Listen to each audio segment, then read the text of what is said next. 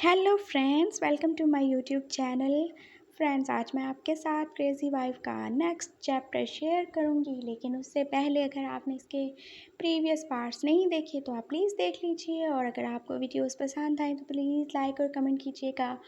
और मुझे आपकी सपोर्ट की बहुत ज़्यादा ज़रूरत है, क्योंकि मैंने बहुत ज़्यादा पता नहीं कहाँ कहाँ से सोच सोच के मैंने ये स्टोरी बनाई है, तो प्लीज़ मुझे सपोर्ट कीजिएगा।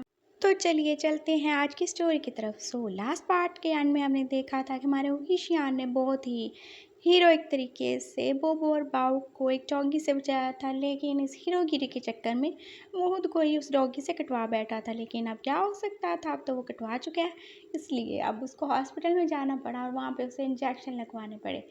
अब देखते हैं आगे। सो अब ईशियान के मम्मी पापा और बाऊ के डैड भी वहाँ पे पहुँच चुके थे। और उन्होंने जब देखा कि विशियान ने किस तरह से उन दोनों को बचाने के लिए अपने आप को आगे कर दिया, तो वो बहुत ज़्यादा प्राउड फील कर रहे थे अपने बेटे पे। और बोबो के डैड ने भी उसको थैंक्स बोला।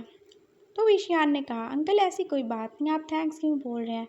और वैसे भी अगर बोबो और बाव किसी भी डेंजर में होंगे तो कौन उनकी मदद करेगा, मैं ही करूँगा ना। मैंने आपसे बोला था ना कि मैं हमेशा उनका साथ दूँगा। और आप प्लीज़ मुझे थैंक्स मत भूलें, मैं कोई गैर तो नहीं हूँ ना, हम अपने ही तो हैं। और मैं और मेरे मॉम डैड, हम आपके अपने और आप हमारे, इसलिए थैंक्स मत भूलें। और बोबो के डैड तो बहुत ज़्यादा हैप्पी हो गए थे उसके जवाब को सुन के। ओह, ये लड़का कितना ज़्यादा अच्छा और क्यूट है। काश बोबो ठीक होता तो वो ज़रूर बोबो की इससे शादी करवा देते। लेकिन नहीं, बोबो की मेंटल कंडीशन तो ऐसी नहीं है जिसकी वजह से वो शादी या कोई और ऐसी जिम्मेदारी उठा सके, इसलिए वो बस चुप होकर सोच ही रहे थे। उन्होंने बोबो और बाव को घर चलने को कहा, क्योंकि उनका स्कूल तो ऑलरेडी मिस हो चुका था, लेकिन वो तो दोनों ही विशियान के पास ही रहने के लिए तैयार थे। उन्होंने कहा, नहीं, हम टीचर अंकल के पास ही रहेंगे, आप जाएं। और डॉक्टर्स ने कहा था कि अभी विशियान को थोड़ी देर हॉस्पिटल में रहना पड़ेगा, क्योंकि अभी कुछ और इंजेक्शंस भी तो थे जो उसे लगने थे। और उसके मॉम डैड भी रुकना चाहते थे, लेकिन उसने कहा कि नहीं, आप जाएं, मैं ठीक हूँ और मैं थोड़ी देर में खुद ही घर आ जाऊँगा।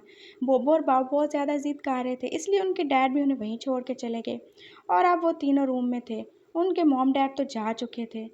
और बोबो वैसे ही देख रहा था विशियान की तरफ। विशियान जो अब मेडिसिन की वजह से सो रहा था, और बाऊ उसकी दूसरी साइड पे वो भी सो रहा था। उसने उसका हाथ पकड़ रखा था और बोबो बैठा बस उन दोनों को देख रहा था। वो सोते हुए कितने ज़्यादा मासूम और क्यूट लग रहे थे ना।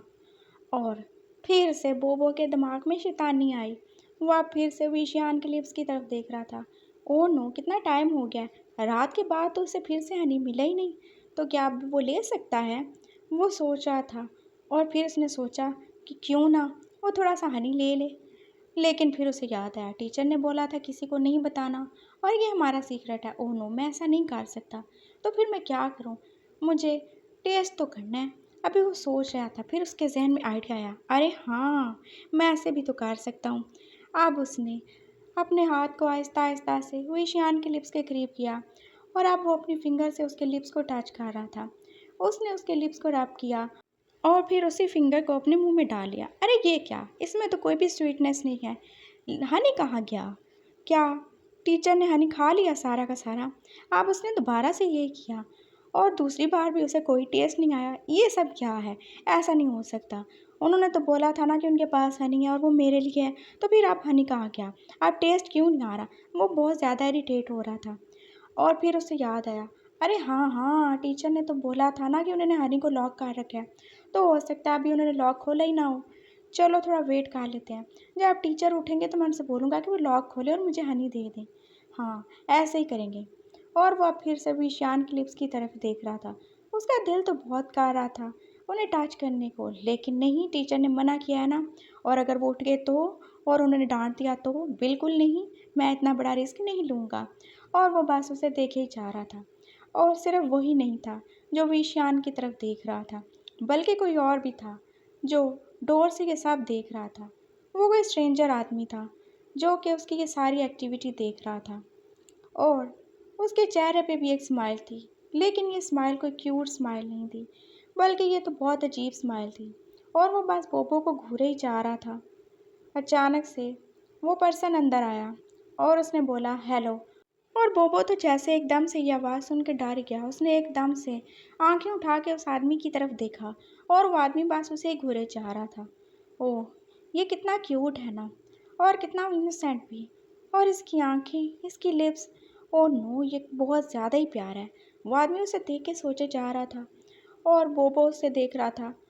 आप कौन हैं? अरे मैं जेम्स हूँ। कौन जेम्स? हम आपको नहीं जानते। और आप बोबो के बोलने की वजह से विशान की भी आँख खुल गई थी। उसने देखा कि एक स्ट्रेंजर आदमी वहाँ पे खड़ा है, उस रूम में। आप कौन हैं? मैं जेम्स हूँ। हाँ, जेम्स? कौन जेम्स? हम तो आपको नहीं जानते। आपको किससे मिलना है और आप यहाँ क्या कर रहे हैं? विशियान ने से पूछा। एक्चुअली मैं आपसे सॉरी बोलने आया हूँ। सॉरी? किस बात के लिए सॉरी? वो सुबह जिस डॉगी ने आपको बाइट किया वो मेरा ही था। वो बहुत ज़्यादा आउट ऑफ कंट्रोल हो गया था। आई एम सॉरी, मैं उसको संभाल नहीं सका। और जब मुझे पता चला कि उसने किसी पे अटैक कर दिया है, तो मुझसे रहा नहीं गया और मैंने कहा कि मैं आपको सॉरी बोल दूँ। आपको अगर कोई कंपनसेशन चाहिए तो मैं देने को तैयार हूँ। अब वो आदमी अपना वॉलेट निकालने लगा। अरे नहीं, इसकी कोई ज़रूरत नहीं, और वैसे भी जो भी हुआ वो सब एक एक्सीडेंट था। लेकिन प्लीज़ आप अपने डॉग को संभाल के रखिएगा, वो फिर ना किसी पे अटैक कर दे। आप परेशान ना हो, बस वो डॉग को थोड़ा मसला हो गया था, इस वजह से उसने ऐसे किया, वरना वो तो बहुत अच्छा डॉग है और मेरे पास कब से ही है, लेकिन आज तक उसने किसी पे अटैक नहीं किया। शायद उसको कोई प्रॉब्लम होगी, मैं उसे चेक करवाऊँगा। और आप प्लीज़ मेरी अपॉलॉजी को एक्सेप्ट करें। अरे नहीं नहीं, इसकी कोई बात नहीं, विशियान ने स्माइल करते हुए कहा। वैसे भी जो होना था वो हो चुका है। ठीक है। वैसे ये दोनों कौन हैं? क्या आपके छोटे भाई हैं? वो आदमी पूछ रहा था। भाई? भाई का वर्ड सुनते ही तो जैसे विशियान के गले में कुछ फंस गया था। नहीं नहीं, ये मेरे भाई नहीं हैं। तो कौन है आपके? अरे ये हमारे टीचर अंकल हैं ना, ये हमें पढ़ाते हैं और ये बहुत अच्छे हैं, ये हमारे नेबर में ही रहते हैं। और आपको पता है इनके पास तो हनी भी है। अरे चुप करो बोबो, क्या बोले जा रहे फजूल में। और अब उस आदमी को पता चला कि बोबो के दिमाग के नट थोड़े ढीले हैं। अब वो स्माइल कर रहा था। आई एम सॉरी, वो बोबो कुछ ज़्यादा ही बोलता है। ओह बोबो, नाइस नेम। मैं जेम्स हूँ और मैं एक साइकेट्रिस्ट हूँ। अगर आपको किसी चीज़ की हेल्प चाहिए तो आप मुझे कंसल्ट कर सकते हैं, उसने कहा। और विशियान को बहुत अजीब लगा, ऐसे कैसे वो बोबो के सामने उसकी ट्रीटमेंट करने की बात कर सकता है। इट्स ओके, हमें ट्रीटमेंट की ज़रूरत नहीं है, और आप आए उसके लिए बहुत ज़्यादा थैंक्स। और आप वो आदमी बोला, ठीक है, आपको ट्रीटमेंट की ज़रूरत नहीं, लेकिन मुझे लगता है कि मैंने इसको पहले कहीं देखा है। और फिर उसको याद आया, अरे हाँ, तुम तो सेंट ट्राइस स्कूल में पढ़ते हो ना। उसने स्कूल का नाम लिया। हाँ हाँ, मैं तो उसी स्कूल में पढ़ता हूँ, पर आपको कैसे पता चला? ओह एक्चुअली वो स्कूल मेरी मदर का है और वो वहाँ पे प्रिंसिपल हैं। मैं कल जब गया था तो मैंने तुम्हें वहाँ पे देखा था, और इसलिए मैं सोच रहा था कि मुझे ये लड़का देखा देखा क्यों लग रहा है। वो लड़का बोले जा रहा था। ओह अच्छा अच्छा, ठीक है। उसको याद आया कि उसकी माँ एक स्पेशल बच्चों का स्कूल चलाती थी। वो बच्चे तो थोड़े मेंटली इल होते हैं, और बोबो भी तो इसी स्कूल में पढ़ता था ना। और अब उसको देख के उसको सब याद आ गया था। हाँ, ये तो वही लड़का है। और अब जब उसे पता चल चुका है कि वो कौन है और उसकी मेंटल कंडीशन कैसी है, तो अब तो उसे बोबो में और ज़्यादा इंटरेस्ट पैदा हो रहा था। और ये इंटरेस्ट कोई बहुत अच्छा तो नहीं था, क्योंकि उस आदमी के इरादे इतने भी नेक नहीं थे। और अब बाव भी उठ चुका था उन सब की बातें सुनकर। और उसने देखा कि एक और अल्फ़ा कैसे बोबो की तरफ घूरे जा रहा है। ओह नो, ये सब अल्फ़ाज को क्या हो गया है? जब देखो बोबो को घूरते ही रहते हैं। उसने एकदम उस आदमी को गुस्से से देखा। आप कौन हैं और क्यों मेरे बोबो को घूरे जा रहे हैं? अरे तुम कौन हो? ये मेरा ब्रदर है और ये मेरा बहुत ज़्यादा ख्याल रखता है। बोबो ने कहा। ओह अच्छा, ब्रदर। हाँ तो लिटिल ब्रदर, मैं कोई भी नहीं हूँ, मैं तो जेम्स हूँ ना, और मैं सॉरी बोलने आया था। उसने हाथ आगे बढ़ाया ताकि वो उसे हाथ मिलाए, लेकिन बोबो ने उसकी तरफ हाथ नहीं बढ़ाया और ना ही बाव ने। मुझे हाथ नहीं मिलाना, तुम बहुत फ्लर्टी अल्फा हो, और तुम कैसे मेरे बोबो को देख रहे हो? एक विषयान का काम था जो तुम भी शुरू हो गए। बाव से देखे गुस्से से कह रहा था, और विषयान का दिल चाहे वो तो अपना सारी पीट ले। ये बोबो की तरह तो बाव भी बहुत ज़्यादा मुंह फाटा है, जो भी मुंह में आता बस बोल देता है। I am sorry mister James, ये बच्चे तो बस ऐसे ही। आप प्लीज़ जाएं, आपको लेट हो रहा होगा ना। ठीक है, मैं चलता हूँ। वैसे ये दोनों बहुत ज़्यादा क्यूट हैं। और हाँ, एक बार फिर से सॉरी। इट्स ओके, कोई बात नहीं, अब आप जा सकते हैं। और वो लड़का चला गया। और अब विशियान उन दोनों को गुस्से से देख रहा था। ओह, तो मैं फ्लर्टी अल्फा हूँ? बताओ, एक तो मैंने तुम लोगों को बचाने के लिए खुद को कुत्ते से कटवा लिया, और ऊपर से तुम कैसे मुझे उस आदमी के सामने फ्लर्टी अल्फा कह रहे थे? कितनी बुरी बात है बाओ। हाँ, बहुत बुरी बात है बाऊ, तुम्हें ऐसे नहीं कहना चाहिए। देखो टीचर अंकल तो कितने अच्छे हैं ना, और उनके पास हनी भी है, और वो तुम्हें चुप करो, चुप करो, मैंने तुम्हें बोला चुप करो। कैसे तुम बोले जा रही हो? हनी? कौन-सा हनी? अब बाऊ को भी इंटरेस्ट पैदा हो रहा था। कुछ नहीं, ये तो बस ऐसे ही, तुम्हें तो पता है ना, ये बोबो की आदत है ऐसे फ़िज़ूल में बोलते रहना। चुप हो जाओ, मेरे सर में दर्द हो रहा है। अब तुम लोग या चुप हो जाओ या यहाँ से चले जाओ। कितना तंग करते हो मुझे। अरे नहीं, हम नहीं बोलेंगे, आप प्लीज़ आराम करो। बाऊ एकदम से सॉफ्ट हो गया और उसे याद आया कि कैसे सुबह उसने उनको बचाया था। हाँ, और उसने मुझसे प्रॉमिस भी तो किया था कि वो विशियान के साथ अब अच्छे से रहेगा, लेकिन फिर से उसको गुस्सा आ गया उस आदमी को देख के। ओके, सॉरी टीचर अंकल, मैं अब नहीं बोलूँगा। आप प्लीज़ आराम करें। और बोबो, तुम भी आप कुछ मत बोलना, ठीक है? कुछ भी मत बोलना। हाँ, बोबो चुप रहेगा, बोबो ने कहा। और अब विशियान ने फिर से आंखें बंद कर ली, और उससे भी तो कितना ही अजीब लग रहा था उस आदमी का ऐसे बोबो को घूरे ही जाना। और इसी तरह 2 घंटे मज़ीद हॉस्पिटल में रहने के बाद फिर वो घर वापस आ चुका था। लेकिन घर में भी बोबो और बाबा उसके साथ थे। वो तो उसे छोड़ने को तैयार ही नहीं थे। उनके डैड ने उनको कहा कि तुम्हारे टीचर अंकल ठीक हैं, लेकिन उन्होंने कहा नहीं, हम तो इनके साथ ही रहेंगे। ये सब हमारी वजह से हुआ है। और विशान के मॉम डैड देख रहे थे और स्माइल कर रहे थे। कितने अच्छे बच्चे हैं ना, और विशान का कितना ज़्यादा ख्याल करते हैं। और विशियान तो अब सोच रहा था, ये मैं बोबो का क्या करूं? ये अगर मेरे पास रहा तो ये ज़रूर कुछ उल्टी पुल्टी हरकत ज़रूर करेगा। उसने बोबो से कहा, बोबो प्लीज़ तुम अपने घर जाओ, मैं बहुत ज़्यादा थक गया हूँ। लेकिन बोबो ने रोना शुरू कर दिया, नहीं टीचर अंकल, मैं तो आपके पास ही रहूँगा, मुझे नहीं पता। और उसने एकदम से जैसे उसको हाथ खा लिया, और वो सब देख रहे थे बोबो का उसकी तरफ प्यार। बोबो, मैंने कहा मैं ठीक हूँ। अब वो बोबो को सहला रहा था, लेकिन उसने कहा नहीं, मुझे नहीं जाना, मैं आपके पास ही रुकूंगा। और बोबो के डैड ये सब देख रहे थे कि कैसे उनका क्रेजी सा बेटा वो ईशान के पीछे इतना ज़्यादा पागल हो रहा है। और उन्होंने फिर से ठंडी सांस ली। ओह गॉड, काश ये सब नॉर्मल हो सकता, लेकिन वो कुछ नहीं कर सकते थे। और उन्हें ख्याल आया कि यार विशियान क्यों उनके पागल बेटे से शादी करेगा, और क्यों वो अपनी लाइफ बर्बाद करेगा। ये तो उसकी अच्छाई है ना, जो भी इनकी हेल्प कर रहा है, लेकिन इसका ये मतलब तो नहीं कि वो सारी ज़िंदगी इनके बेटे के नाम कर देगा। नहीं, वो ऐसा सोच भी नहीं सकते। वो अपने दोस्त के बेटे को अपने फ़ायदे के लिए यूज़ नहीं कर सकते। नहीं, उन्हें ऐसा नहीं सोचना चाहिए। उन्होंने एकदम से बोबो का हाथ पकड़ा और उसे बोला चलो, और बाव तुम भी चलो। और बाव भी मुंह बनाता हुआ अब उनके साथ जा रहा था। उन दोनों ने बाय बोला, लेकिन उनका जाने का तो दिल ही नहीं था। वो ईशियान ने भी सुकून की सांस ली। चलो अच्छा हुआ, अगर बोबो यहाँ रहता और वो फिर से हनी वाले लिप्स की बात शुरू कर देता तो वो क्या करता। आप उसके मॉम डैड भी उसके पास बैठे थे। कैसी हो तुम? अब तुम्हें पेन तो नहीं हो रहा? नहीं मॉम, मैं ठीक हूँ, बस मुझे इंजेक्शन नहीं लगवाना था। और अब वो जैसे मासूम बच्चा ही बन गया था। उसकी मॉम ने उसका सर अपनी गोद में रख लिया। बेबी, तुम ठीक हो जाओगे, तुम परेशान ना हो। और मैं बहुत ज़्यादा खुश हूँ कि तुमने उनकी हेल्प की। इट्स ओके मॉम, वैसे भी वो हमारे नेबर्स हैं, और डैड के फ्रेंड के बच्चे भी तो हैं ना। तो क्या हुआ अगर मैंने उनकी हेल्प की? अगर मेरी जगह कोई और भी होता वो भी तो यही करता ना। वो तो पता नहीं, लेकिन मेरा बेटा सच में बहुत ग्रेट है, उसकी मॉम ने प्यार से कहा, और उसके फॉरहेड पे किस किया। वो तो है। और बेटा किसका है, ग्रेट तो होगा ना। बेटा तो हमारा ही है। अब वो भी स्माइल कर रही थी। विशियान तो अब जैसे उनकी गोद में सर रख के सो ही रहा था। उसकी आंखें थोड़ी खुली थी और थोड़ी बंद, लेकिन उसका जहन तो जैसे आधा सोया और आधा जागा था। वो उसी आदमी के बारे में सोच रहा था, वो कैसे बोबो को घूरी जा रहा था, और उसकी नज़रें कितनी ज़्यादा ही अजीब थीं। पता नहीं वो ऐसा क्यों था, और वो फील कर सकता था कि वो आदमी भी एक अल्फा ही है। लेकिन वो बोबो को जिस तरह से घूर रहा था, वो तो बहुत ज़्यादा डेंजरस बात थी। उसकी मॉम ने उससे पूछा, विशियान, क्या तुम्हें कोई पसंद है? मैं चाहती हूँ कि अब तुम्हारी शादी हो जाए। नो मॉम, फ़िलहाल नहीं, अभी नहीं, प्लीज़। वो सोया सोया बोल रहा था। क्या तुम्हें लैन सैन अच्छा नहीं लगता? नो मॉम, मुझे कोई अच्छा नहीं लगता, मैं बस फ्री रहना चाहता हूँ।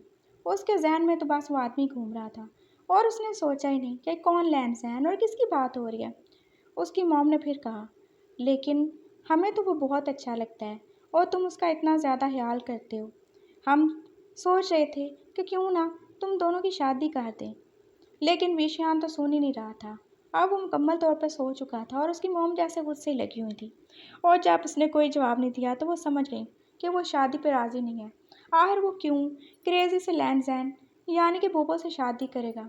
उन्हें भी अफसोस हुआ कि कैसे वो अपने बेटे को मजबूर कर सकती हैं कि वो उससे शादी कर ले। लेकिन वो कितना अच्छा बच्चा है, और जो भी हुआ उसमें उसका क्या कसूर है।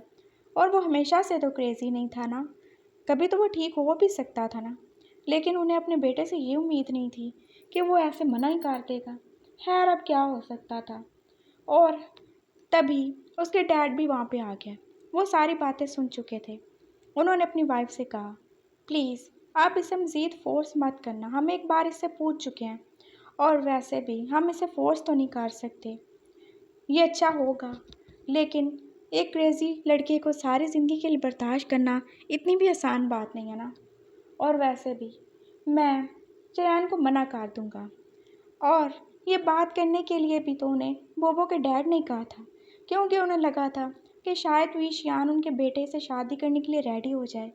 लेकिन विशियान ने तो मना ही कर दिया। और अब वो दोनों सैड भी थे, और उन्हें थोड़ा दुख भी था कि विशियान ने हाँ क्यों नहीं की। और अब वो तो ये जानते ही नहीं थे कि विशियान ने कुछ सुना ही नहीं, और ना उसे पता है कि लैंज़ैन कौन है। खैर, बोबो के डैड ने भी इस बात को मान लिया था कि चलो ठीक है, अब उन्हें विशियान से कोई उम्मीद नहीं थी, और वो क्यों शादी करे। और इसी तरह 2-3 दिन और गुजर गए। विशियान 2-3 दिन ऑफिस नहीं गया, और सारा काम उसके डैड और बाव के डैड को ही संभालना पड़ा।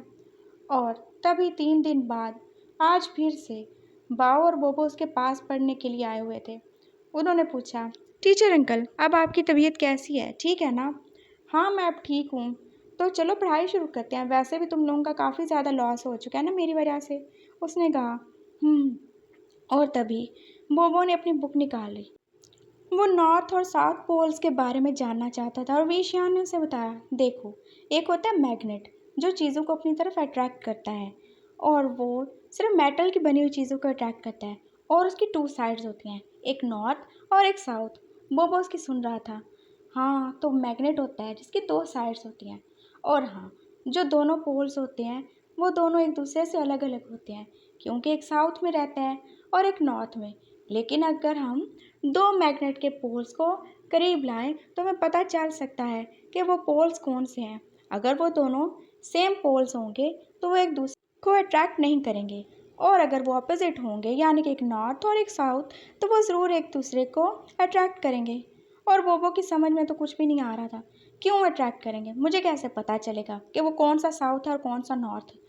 और फिर भी शियान ने उसे 2 पेंसिल लेके समझाने की कोशिश की कि ये देखो, एक दूसरे को अट्रैक्ट करेंगी, लेकिन नहीं, उसे तो अब भी समझ नहीं आ रहा था। फिर भी शियान ने बोला, अब देखो, जैसे कि मैं और तुम हैं, हम दोनों भी तो अलग अलग हैं ना, एक नॉर्थ और एक साउथ पोल की तरह। और जैसे हम दोनों की दोस्ती हो गई और हम दोनों एक दूसरे के फ्रेंड बन गए, वैसे ही वो दोनों भी एक दूसरे के फ्रेंड बन जाते हैं। और अगर हम दोनों सेम होते तो हमारी दोस्ती ना होती। ऐसा ही है ना? हाँ, लेकिन हम दोनों अलग कहाँ पे हैं, हम दोनों तो सेम सेम है। देखें, हमारा सब सेम सेम ही तो है। बोबो फिर से कह रहा था, अरे नहीं नहीं, हमारा सब कुछ सेम सेम नहीं है। नहीं, हमारा सब सेम सेम है। देखिए, आप भी बॉय हो, मैं भी बॉय हूँ, और देखें, सब चीज़ें तो एक जैसी हैं ना।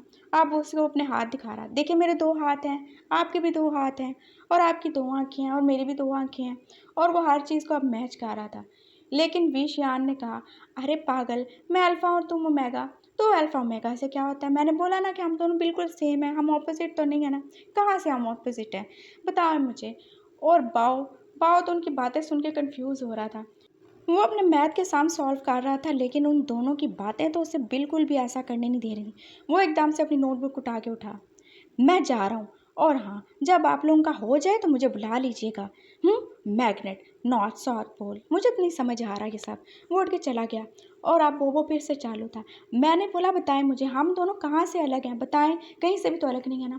उसने अब अपनी शर्ट खोलनी शुरू कर दी, और विशान से देख रहा था, अरे चुप, ये क्या कर रहे हो तुम, बंद करो इसे। नहीं, देखे ना, हम दोनों सेम सेम है ना, अपर बॉडी से लेकर लोअर बॉडी तक। बिल्कुल नहीं, हम सेम नहीं हैं।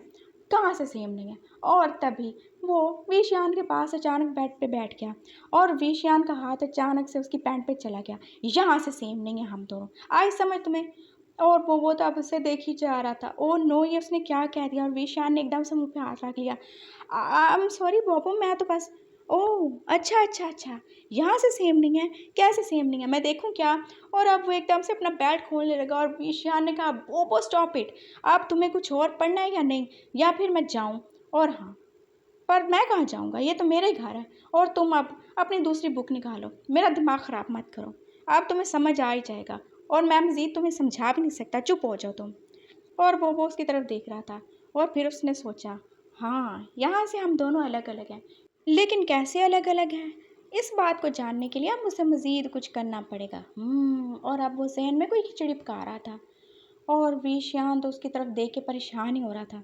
ये बच्चा और ये लड़का पता नहीं उससे क्या-क्या बुलवाए जा रहा था और वो चुप हो गया। ओह गॉड! आइंदा से मैं ऐसा कुछ नहीं करूँगा। और इसके साथ ही हमारी स्टोरी का ये वाला पार्ट भी कंप्लीट होता है।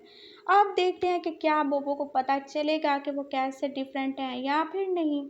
और जेम्स, वो बोबो को इतनी हैरानी से क्यों देख रहा था और उसकी आंखों में इतनी अजीब चीज़ क्या थी, वो हमें नेक्स्ट पार्ट में पता चलेगा। तो उसके लिए फिर आपको नेक्स्ट पार्ट का वेट करना पड़ेगा और तब तक आप लोग अपना ख्याल रखिएगा और मुझे दुआओं में याद रखिएगा। और हाँ, कल होने वाला मैच भी ज़रूर देखिएगा।